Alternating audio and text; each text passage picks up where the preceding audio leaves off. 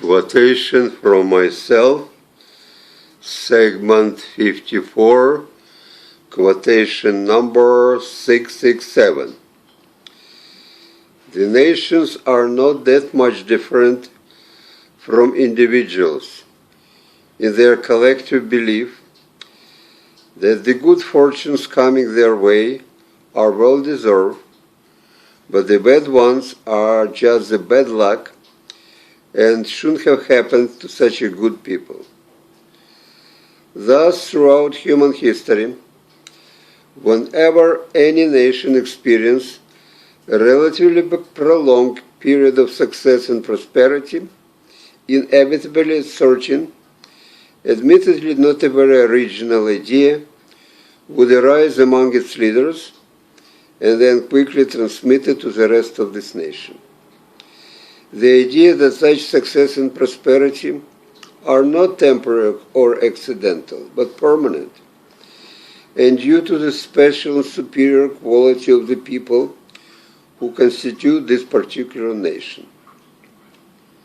To put such a claim on this solid foundation, the past history and old national myth, and quite often it is hard to tell them apart, get to be revived, reconstructed, elaborated, and embellished. Sometimes even the new myths are being created, though they are always presented as old, but forgotten ones. All this is done to give legitimacy to the newly acquired elevated states of our nation, among the others, and to uphold the feeling of national superiority which accompanies and supposedly provides the explanation for it. It also supports the hope that this glorious present, preceded undoubtedly by no less glorious past, will, because it's so clearly and so richly deserved, last forever.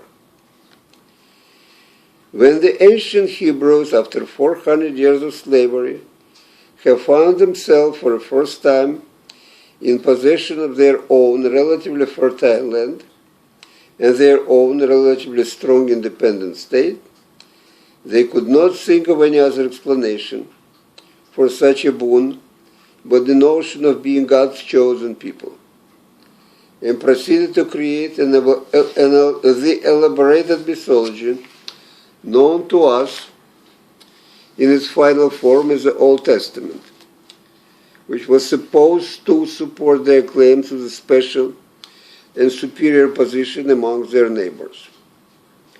In the like manners, the ancient Greek, during their short but spectacular period of political, economic, and cultural flourishing, began to view themselves as a unique and superior race and look down upon all the others as barbarians.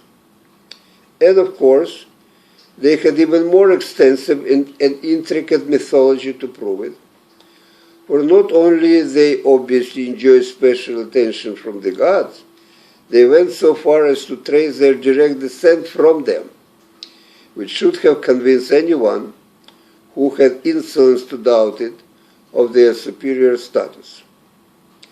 These are just two, the most famous cases of mass delusion, of national grandeur, caused by confusing a 15 minutes, as far as human history is concerned, of fame, with the whole duration of it.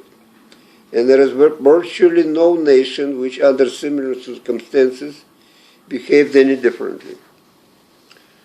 Another remarkable thing about this universal phenomenon is that no amount of defeats, humiliation, disappointment each nation inevitably experiences after its short period of greatness can totally erase from its collective memory those precious moments of glory.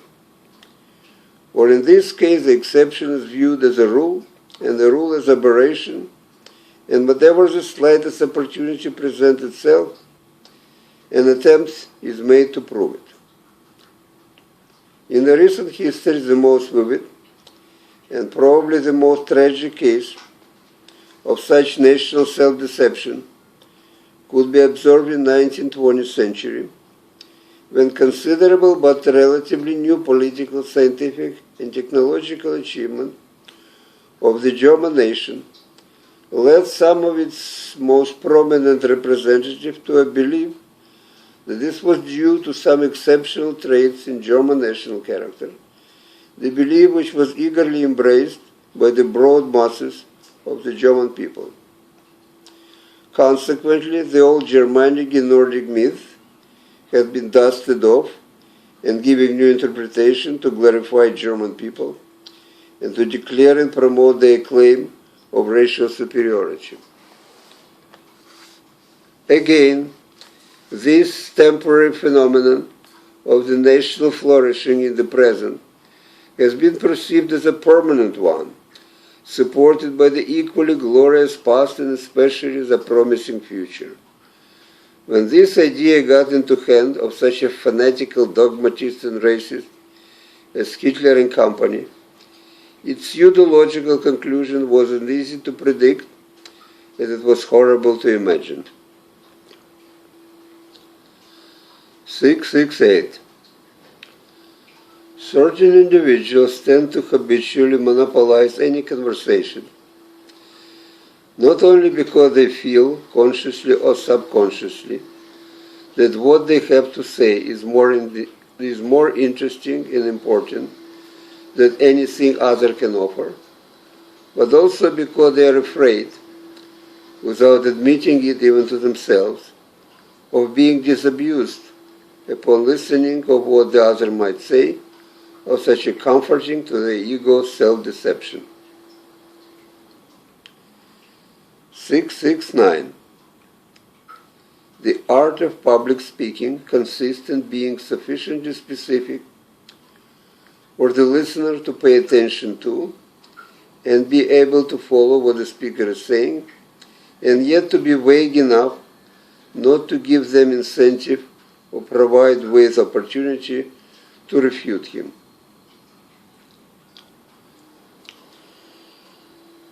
670.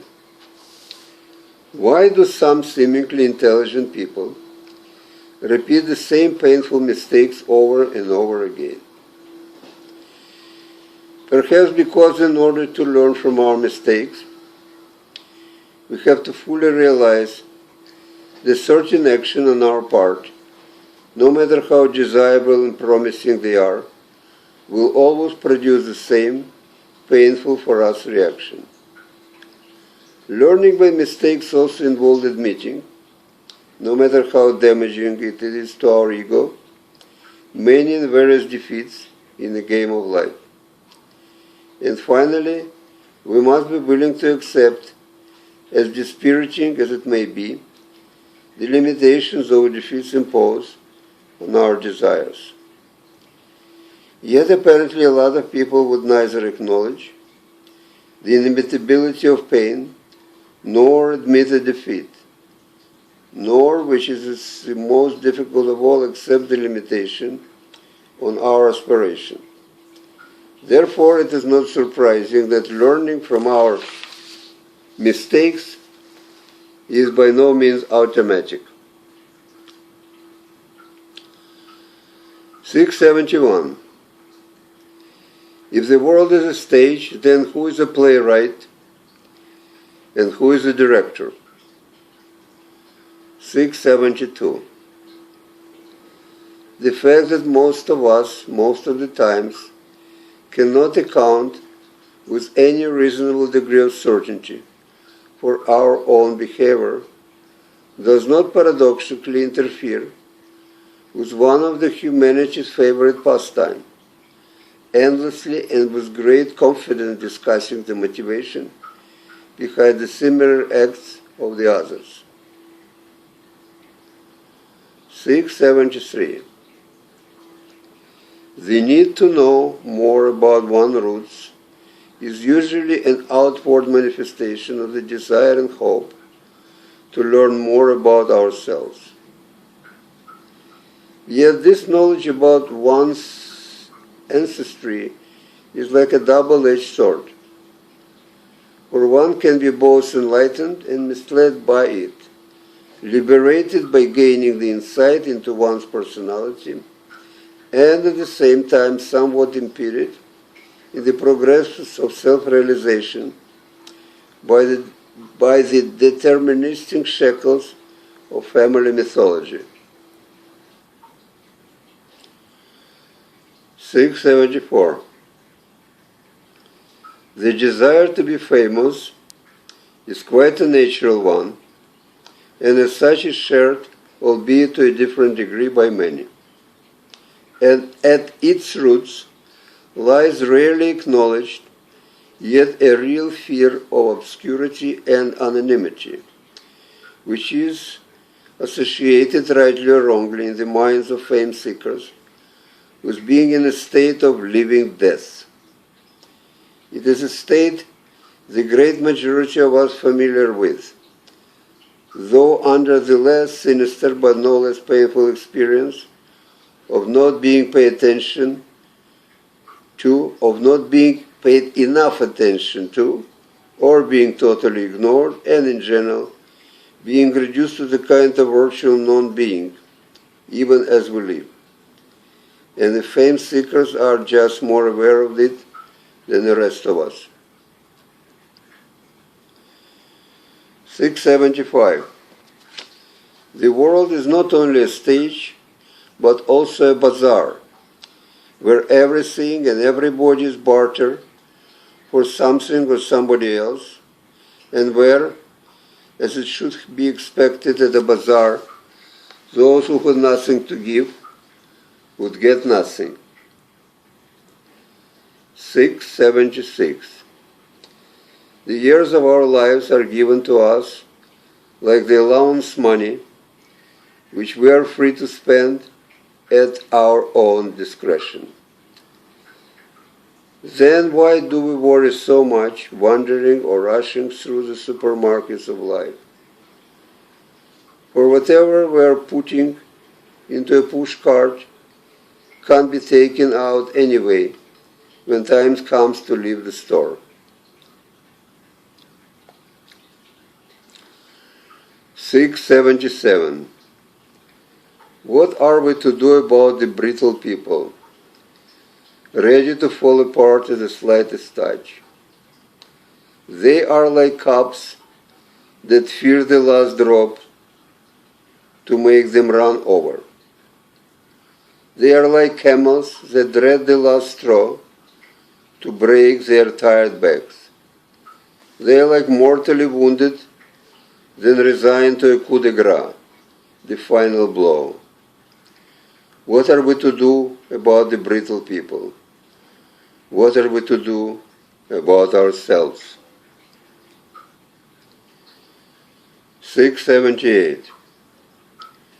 For any satisfactory conversation to take place, we have to resign ourselves, however reluctantly, to the unavoidable imperfection of meaning the terms used to convey the thoughts inherently have. 679.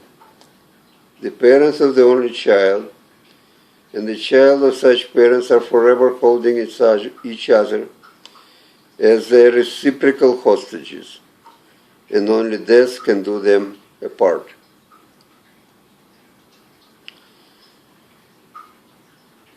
680. Show me a mother who is obsessively devoted to her child, especially the male one, and I will show you a woman who has married her husband without loving him.